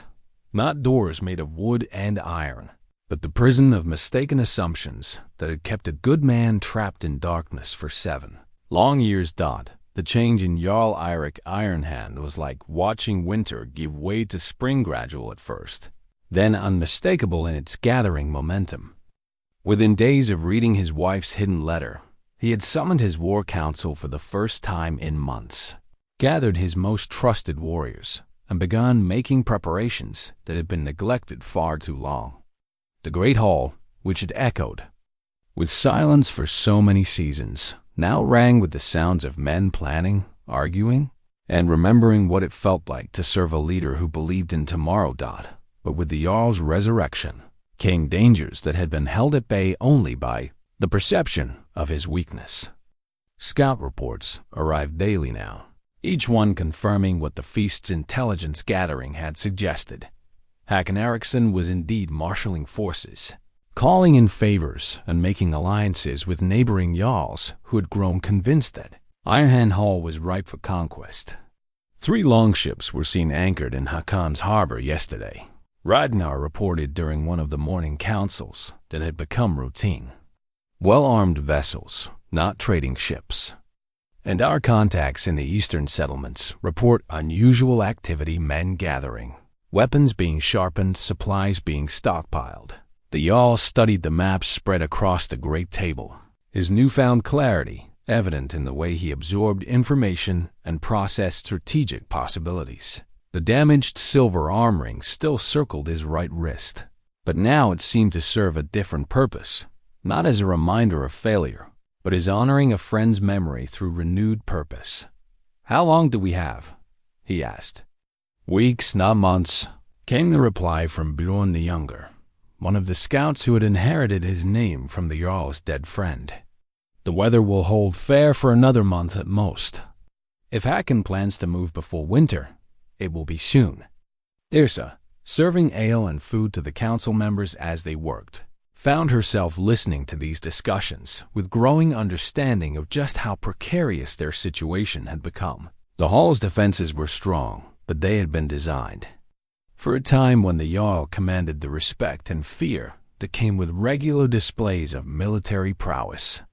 Years of withdrawal and inactivity had emboldened enemies who might once have thought twice about challenging such a formidable reputation. But it wasn't just external threats that concerned her. As the Jarl threw himself back into the role of active leadership, she noticed subtle tensions emerging within the hall itself. Not everyone welcomed his transformation with enthusiasm, and she began to understand why Thorvald and others had preferred the safety of managed decline to the risks of renewed ambition. The issue came to a head during her evening work at the loom when she was approached by a delegation of the household's newer members. Thorvald led them, but he was flanked by 2 other warriors and one of the more recent servants, people who had joined the hall during its years of isolation and had grown comfortable with its atmosphere of protective detachment. "We need to talk," Thorvald said without preamble, his voice carrying an urgency that made Yrsa set aside her weaving and give him her full attention. "About what?" "About what you've done to him, to all of us." The words came out in a rush, as if he'd been rehearsing them. 3 days ago, we had peace. Dangerous peace, perhaps, but peace nonetheless. Now he's talking about training exercises, about preparing for siege, about sending raiding parties to gather intelligence. Men are going to die because of these changes. Yrsa looked at the faces around her, young men, mostly warriors, who had joined the household seeking the security of service under a powerful lord, but who had found instead a different kind of safety in serving a lord who ask nothing dangerous of them. Men die in any case, she said quietly. The only question is whether they die defending something worth preserving or simply postponing the inevitable. Easy words from someone who won't be holding a sword when the fighting starts, one of the others said bitterly. You think I won't be at risk? Yrsa's voice carried a sharpness that surprised even her. You think when enemies come calling, they'll spare the servants and only target the warriors? You think there's safety for any of us if this hall falls? The exchange might have escalated further, but it was interrupted by the arrival of the war horns, Bronn's voice echoing through the hall. Not the long, mournful blast that would signal immediate attack, but the shorter calls that meant visitors approaching under arms. Everyone in the hall, warriors, servants, and household members alike, moved with practiced efficiency toward their designated positions. Yrsa found herself assigned to help Astrid secure the kitchen and prepare for the possibility of siege. But curiosity drew her to one of the hall's upper windows where she could observe the approaching party. What she saw made her blood run cold with recognition and understanding. Magnus, the fisherman, rode at the head of a small group of men. His familiar figure mounted on a horse far finer than any fishing village elder should possess. Behind him came warriors bearing the colors of Håkon Eriksson, their presence transforming what might have appeared to be a peaceful delegation into something far more ominous. A herald's party, Ragnar called from his position near the grate. Doors. They come under the old laws. We must hear what they have to say. But Yrsa, watching from above, could see what others might miss. Magnus's eyes were already scanning the hall's defenses, noting positions and vulnerabilities with the attention of someone conducting reconnaissance rather than negotiation. This wasn't just a diplomatic mission. It was final preparation for an attack that had been planned for months. The Great Hall was hastily arranged to receive the delegation, with the Jarl taking his place in the high seat while his warriors positioned themselves to display strength while respecting the ancient protocols of parley. Yrsa, moving with the other servants to provide refreshment for the guests, found herself with a perfect vantage point to observe both Magnus and her lord's reaction to seeing his old betrayer face to face. If Magnus recognized her, he gave no sign of it. His attention was focused entirely on the Jarl, and she could see him cataloging changes in demeanor and bearing, with the sharp attention of a predator assessing potential prey. What he saw clearly surprised him. Gone was the withdrawn, guilt-ridden man he had left behind 7 years ago, replaced by someone who sat the high seat with renewed authority and purpose. Jarl Eirik, Magnus began, his voice carrying the respectful tones of an elder addressing a powerful lord. I come bearing greetings from Jarl Håkon Eriksson, who would speak with you concerning matters of mutual benefit. I'm listening, the Jarl replied, his voice carefully neutral, despite what Yrsa knew he must be feeling.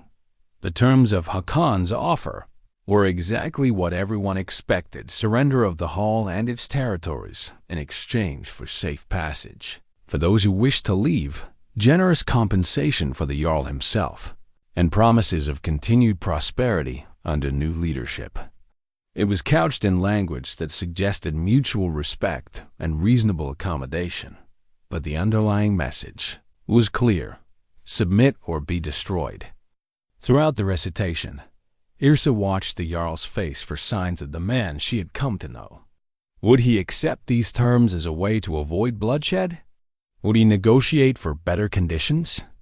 Or would he tell Håkon, the Jarl said when Magnus finished speaking, that Eirik Ironhand has heard his generous offer and must respectfully decline.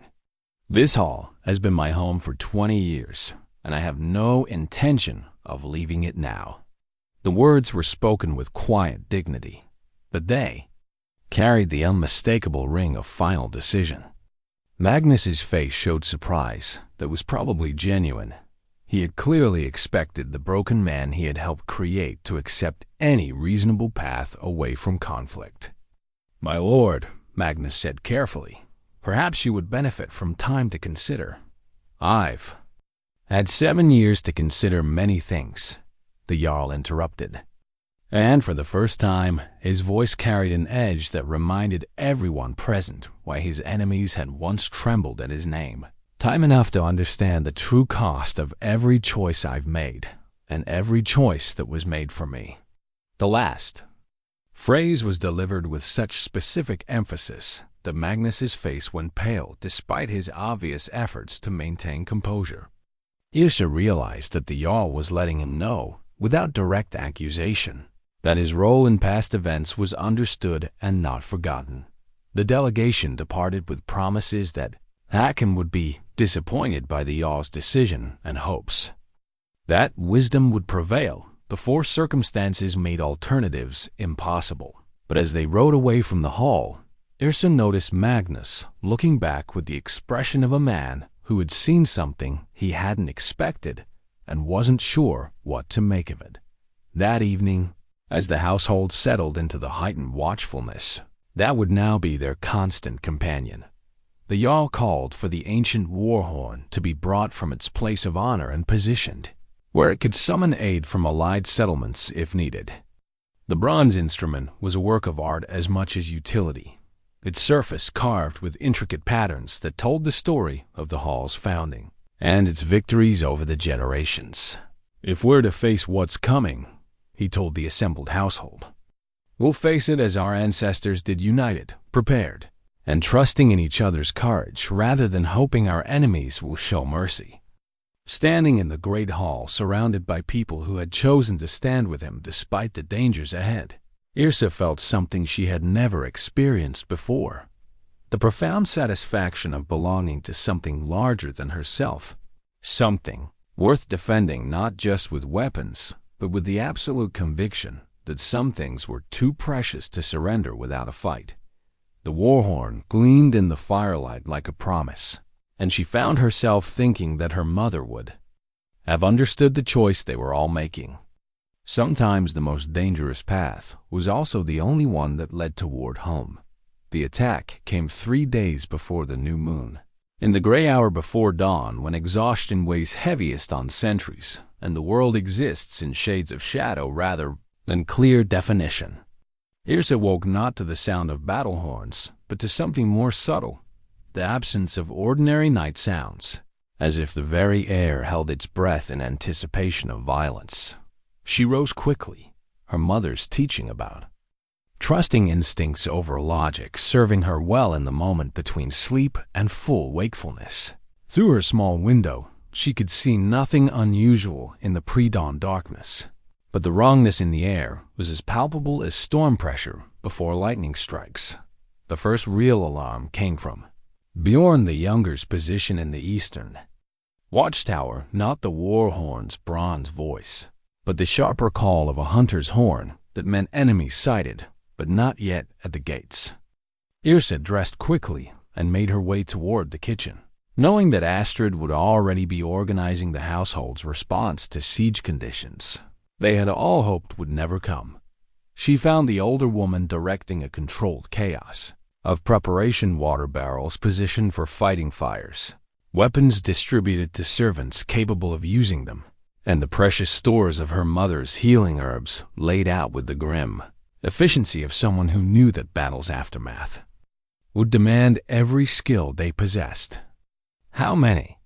Yrsa asked, accepting the bundle of supplies Astrid pressed into her hands.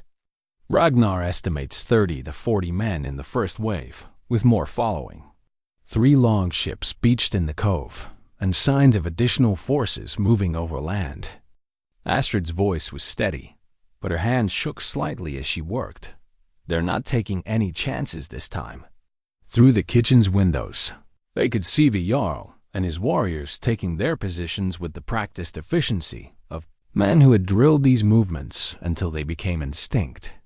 But there was something different about this preparation, not the grim resignation of men facing inevitable defeat, but the focused intensity of those who had found something worth fighting for beyond mere survival.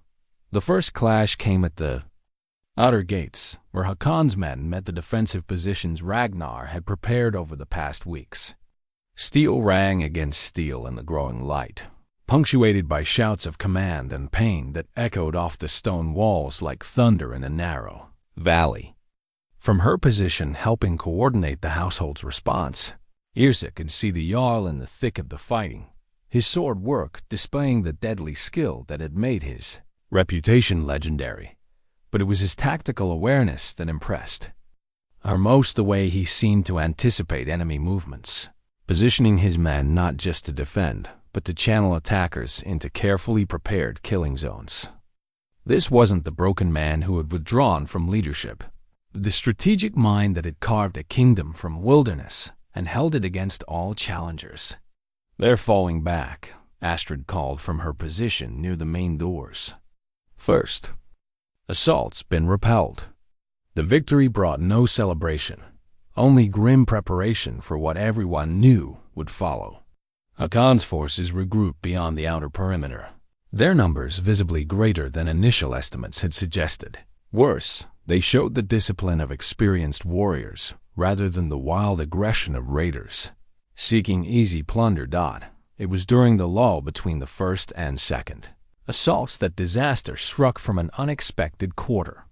One of the hall's newer servants, a young man who had joined the household only months before, appeared in the kitchen doorway with blood on his hands and terror in his eyes. "The grain stores," he gasped. "Someone set fire to the grain stores. And the well, something's wrong with the well." The implications hit like physical blows. Fire in the grain stores meant the loss of supplies essential for surviving a prolonged siege. Problems with the well could mean poison, contamination, or damage that would leave them without access to clean water. These weren't random accidents. They were the work of someone with intimate knowledge of the hall's vulnerabilities. Someone who had been planning this sabotage for weeks or months. Yrsa found herself thinking of Magnus's calculating gaze during his recent visit, the way he had assessed not just defenses, but details of daily life that only long familiarity could reveal. The attack from outside had been meant to distract from the real assault, the one that came from within, carried out by those who had been placed in positions of trust specifically for this moment. "How many are compromised?" she asked Astrid, but the older woman's pale face suggested the question had no easy answer. The second wave of attackers struck while the household was still reeling from the discovery of internal sabotage. This time, Hakon's forces came from multiple directions simultaneously, their assault coordinated with the precision of a plan that had been refined through careful observation and preparation. Fire arrows arced over the walls, aimed not at random targets, but at specific weak points in the hall's defenses, areas where wooden structures met stone walls, places where a small fire could spread quickly if not contained immediately. Yrsa found herself pressed into service, fighting the blazes that sprouted throughout the complex, like deadly flowers blooming in the dawnlight. Her knowledge of the hall's layout, gained through weeks of quiet exploration, proved invaluable as she moved through corridors and passages that others might have missed, stamping out flames before they could take hold in crucial areas. It was during this frantic effort that she encountered the Jarl in one of the hall's side passages, both of them blackened with smoke and breathing hard from exertion. He was checking the security of the armory while she worked to contain a fire that had started dangerously close to the stored weapons. "The sabotage," he said without preamble. "How extensive?" "Grain stores are a total loss, but we contained the fire before it spread. The well shows signs of tampering, but the damage might be repairable." She paused, then added what they both already knew. "There are more of them inside. People we trusted." His face showed the familiar pain of betrayal, but not the crushing defeat such knowledge might once have brought. Magnus was thorough in his planning, but he made one mistake. One mistake. He assumed that breaking my spirit 7 years ago would keep it broken forever. He counted on facing the man I was then, not the man I've remembered how to be. The Jarl's smile was grim but genuine, and he certainly didn't count on you. Before, Yrsa could ask what he meant, The sound of combat from the main courtyard intensified to a level that demanded immediate attention. They rushed toward the Great Hall to find that Hakon's forces had managed to breach the outer defenses and were now fighting their way toward the central buildings with a determination that spoke of victory seeming within reach.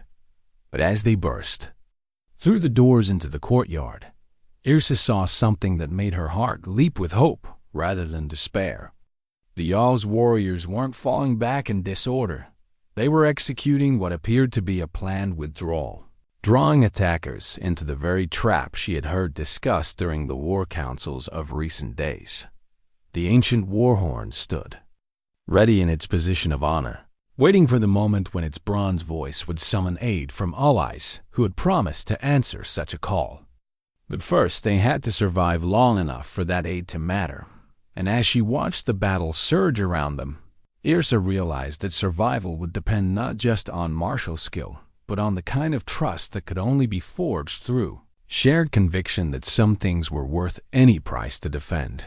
The turning point came when Yrsa spotted movement in the shadows near the Warhorn's position, a figure creeping with obvious intent toward the bronze instrument that represented their last hope of summoning aid. In the chaos of battle, with attention focused on the main conflict, a saboteur had nearly reached his target unobserved. Without thinking, she broke from her position, helping tend the wounded, and sprinted across the courtyard, dodging between clashing warriors with desperate speed. The figure was one of the newer servants, a man she now recognized as part of the conspiracy that had been planned so carefully and for so long. His hand was already reaching for the horn when she tackled him with all the force her slight frame could muster. They went down hard against the stone platform. Grappling for control of the knife he'd drawn to cut the horn's supporting cords. Yrsa had never fought for her life before, but desperation lent her strength she didn't know she possessed. More importantly, her weeks of moving quietly through the hall's corridors had taught her how to use leverage and positioning to maximum advantage. The struggle might have ended badly despite her efforts, but it was interrupted by the arrival of Ragnar, who had seen her desperate sprint across the battlefield and followed with the protective instincts of a man who had sworn to defend the household.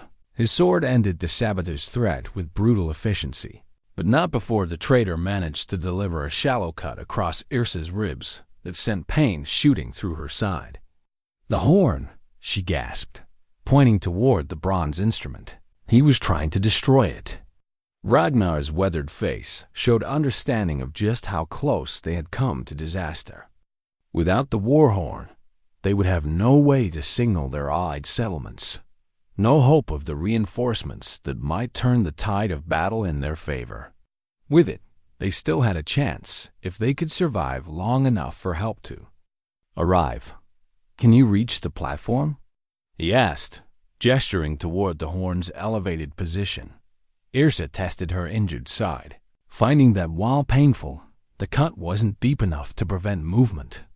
She nodded, and together they fought there, way through the swirling combat toward the horn's position. Around them, the battle raged with increasing intensity as Hakon's forces pressed their advantage, clearly believing that victory was within their grasp. But as Yrsa climbed toward the war horn, she could see that the Jarl's defensive strategy was working exactly as planned. The apparent retreat had drawn the attackers into the courtyard center, where they could be surrounded and contained. What had looked like defeat was actually the setup for a devastating counterattack that would trap Hakon's forces between the hall's defenders and the reinforcements that would come when the horn sounded. She reached the bronze instrument and lifted it with hands that shook from exhaustion and pain. The horn was heavier than she'd expected, its ancient metal warm to the touch despite the morning chill. For a moment, she hesitated, overwhelmed by the responsibility of the moment. One blast would summon aid that might save them all, but it would also announce to every enemy within miles that Ironhand Hall was under attack, potentially bringing down even greater forces upon them. Then she saw the Jarl fighting 3 men at once near the Great Hall's entrance. his sword work still displaying deadly skill, but his movements showing the strain of sustained combat against overwhelming odds. She saw Astrid directing the defense of the kitchen complex with the same fierce determination she brought to managing meals, proving that courage came in many forms.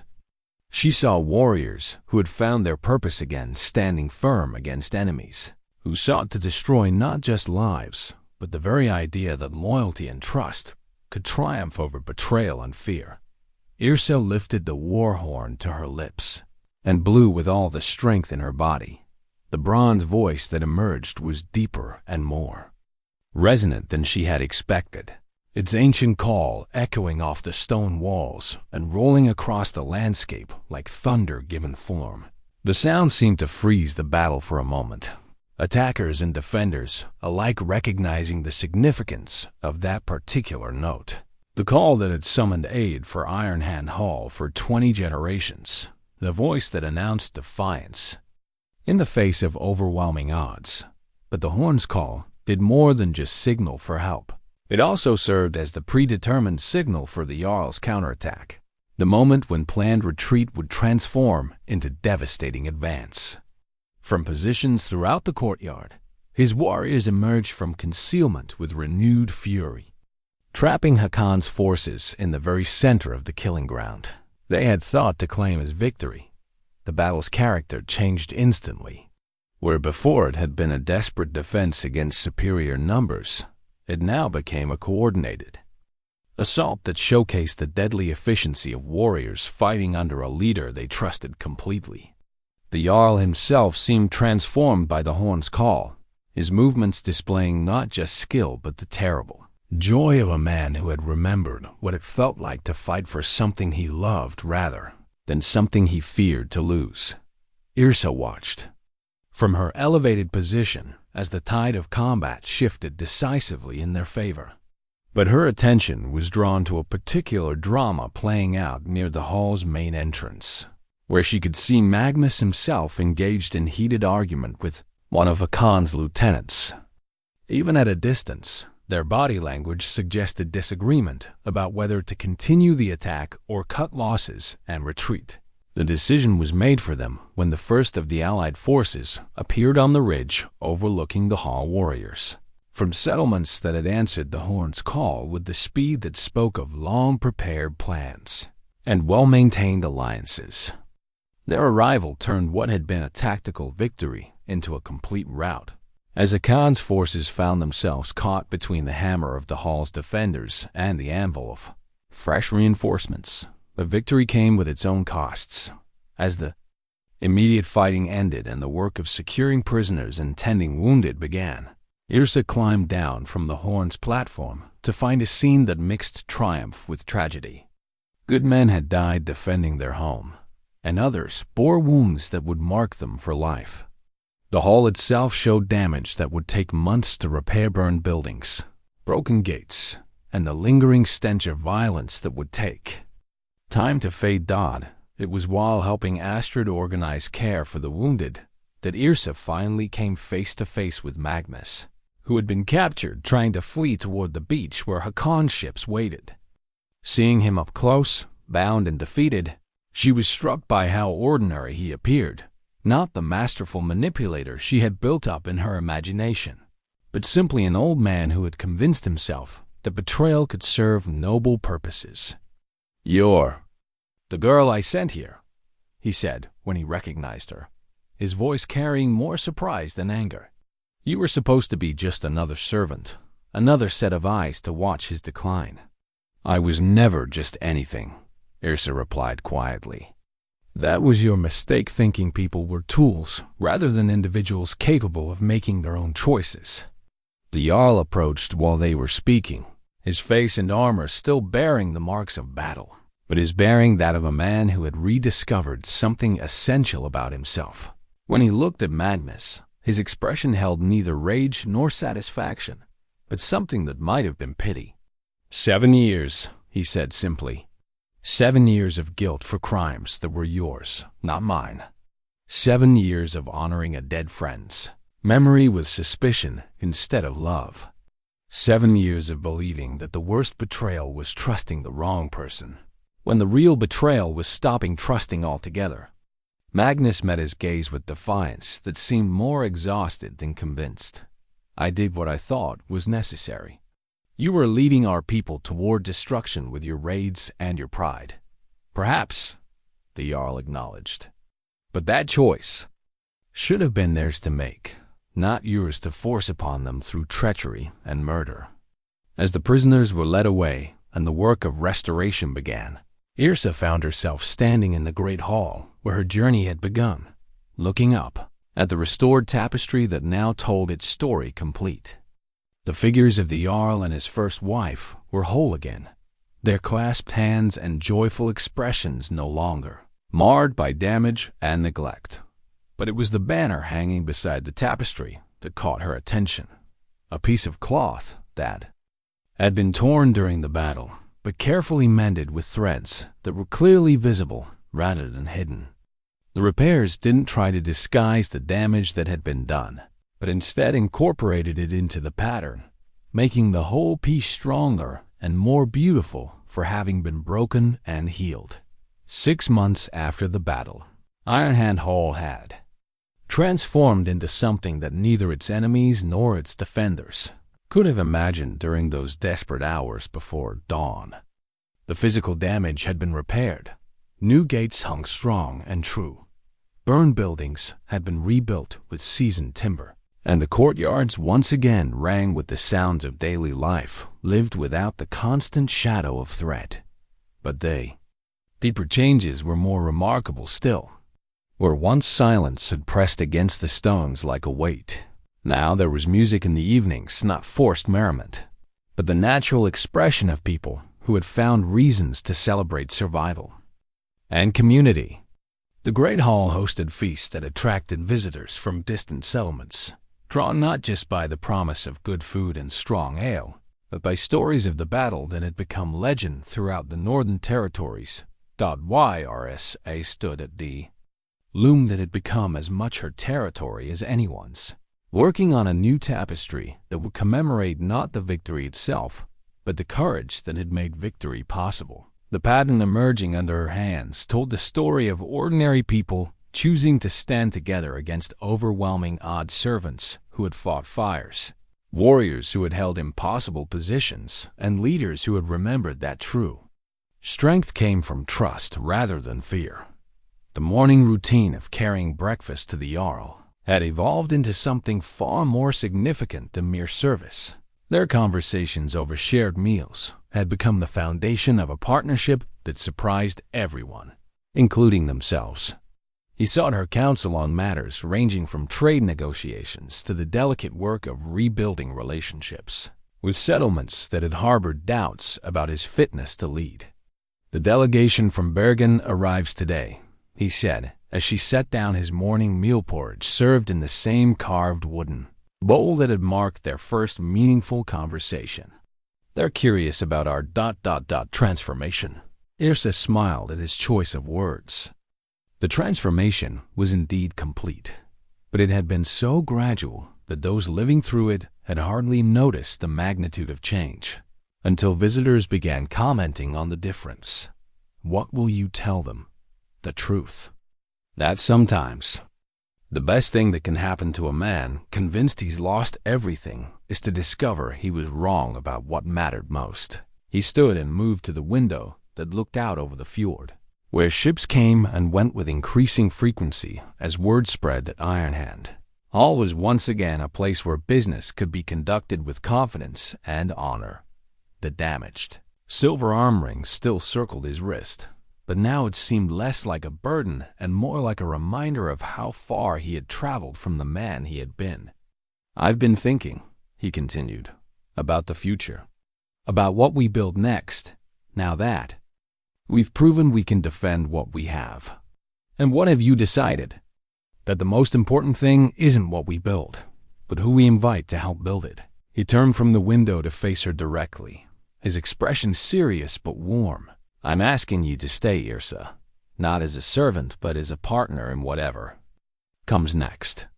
The offer was formal recognition of something that had been developing for months, a relationship that had grown from necessity into mutual respect, and then into something deeper and more lasting. Around her left arm she now wore a new golden ring, crafted by the hall smiths to mark her position as someone whose counsel was sought and valued by the Jarl himself. "Where else would I go?" she asked, and her smile carried all the warmth of someone who had finally found home in the most unlikely of places. "This is where I learned what it means to be useful, to be trusted, to be part of something larger than myself. And it's where I learned that the courage to trust again isn't something that comes back all at once," he replied. "It grows gradually, like crops tended by patient hands." Through the great hall's windows, they could see the daily life of a community that had rediscovered its purpose. Warriors trained with the enthusiasm of men who had remembered why their rarer skills mattered. Servants went about their duties with the quiet pride of people whose contributions were recognized and valued. Children from the settlement played in courtyards that had once echoed only with the footsteps of the cautious and afraid. The tapestry repair that had begun. Yrsa's deeper involvement in the hall's life was now complete, but it had been joined by new works that told different tales of cooperation, of wounds healed, of trust rebuilt from the fragments of betrayal. The loom where she worked had become a gathering place where people shared news and settled disputes, proving that the most important transformations often happened in quiet corners rather than grand halls. As the morning progressed and the hall prepared to receive its distinguished visitors, Yrsa found herself reflecting on the journey that had brought her from desperation to belonging. The rusted iron key her mother had given her still hung from a cord around her neck, but she now understood that it had never been meant to open physical doors.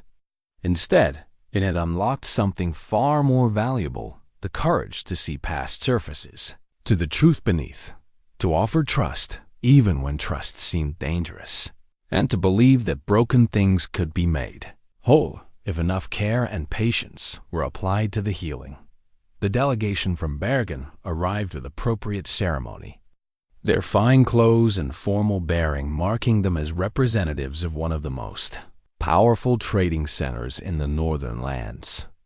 But what impressed them most, Yrsa could see, wasn't the hall's military strength or accumulated wealth. It was the evident prosperity and contentment of everyone from the Jarl himself down to the youngest servant.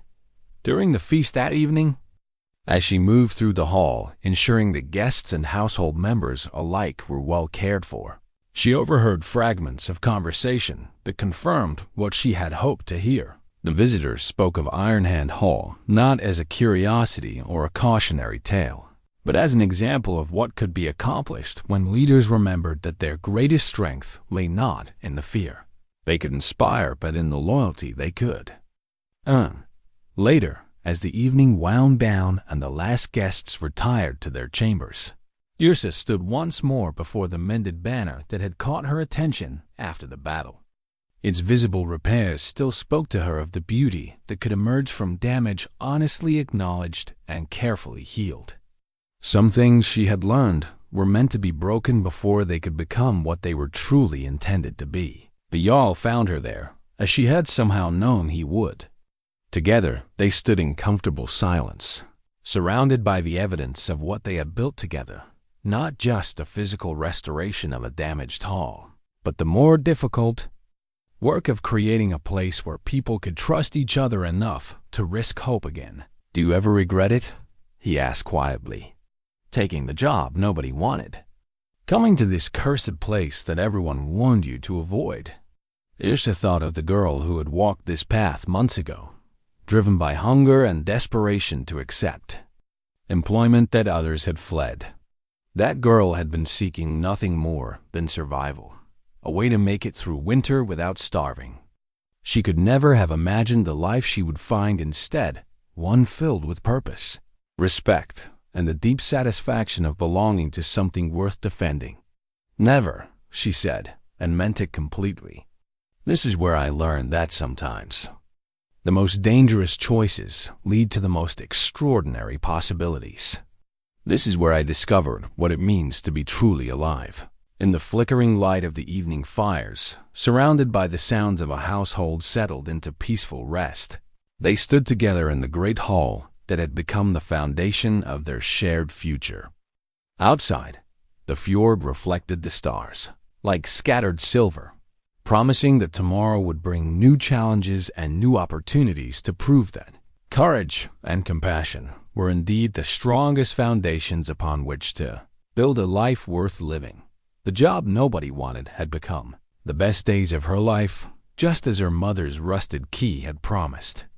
Some doors, once opened, led not just to rooms but to entirely new worlds, and Yrsa had found hers in the most unlikely place imaginable, defended by the most unlikely guardian, built on the simple truth that sometimes the greatest treasures are hidden behind the most fearsome reputations.